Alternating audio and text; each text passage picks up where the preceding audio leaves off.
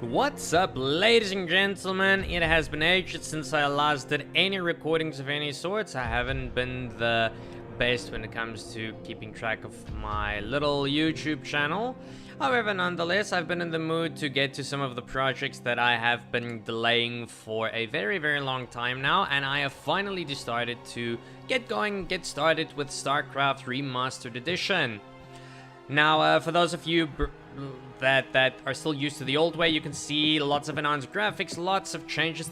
The game looks beautiful, and my little account detail there on the top.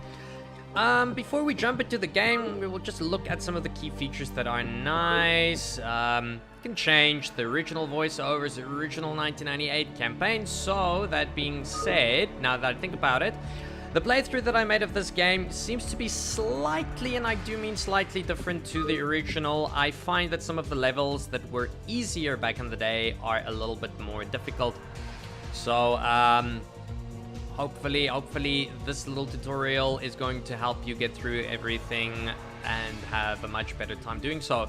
Gameplay stuff, you can display APM, which is pretty handy for those of you who want to know how you're doing with actions per minute wise.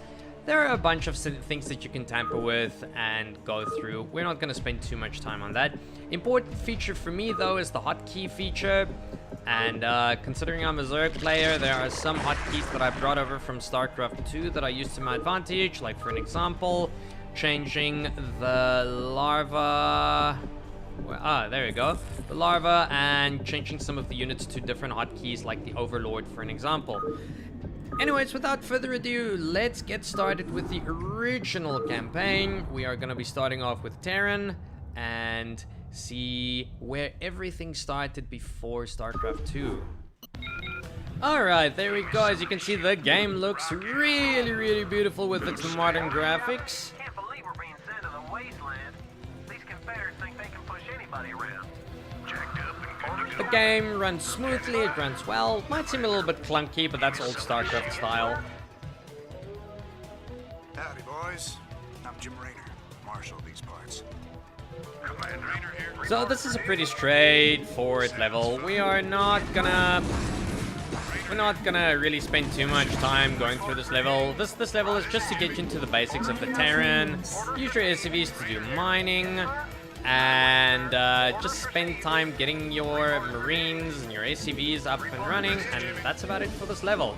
So, just to get into some of the basics of playing with the Terran, Marines are the primary units, along with, from the factory side of Vulture, which is what Jim Raynor is busy driving. Marines, they may seem like a silly unit, but they are actually an incredibly powerful unit, especially once you get them a little bit more upgraded. Never underestimate masses of Marines, that's all I can say.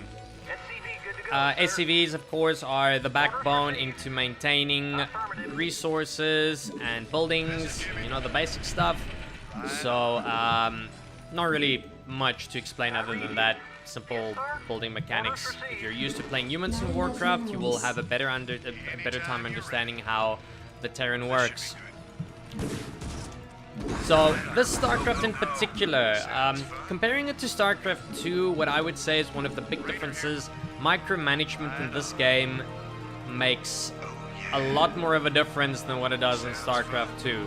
You can do a lot with a few units. Now, the same applies in StarCraft 2, though, but I just find that in StarCraft 1, it makes a lot more sense, or it holds a lot more weight.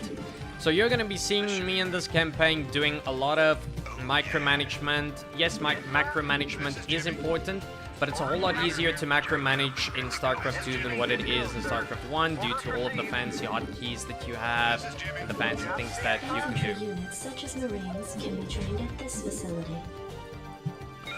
So ideally, we don't want to lose any of our units. Damage units like a Marine like that, we keep at the back to make sure that it doesn't soak up any damage. And if it gets damaged, we just send it to the back again. That way we will never end up losing any units. So, Jim Raynor on the other hand is okay because we can repair him afterwards. We're just going to clear all of the Zerglings, but it is not necessary to do that though. Don't forget about a supply depot. As you can see, we're quickly getting supplies back.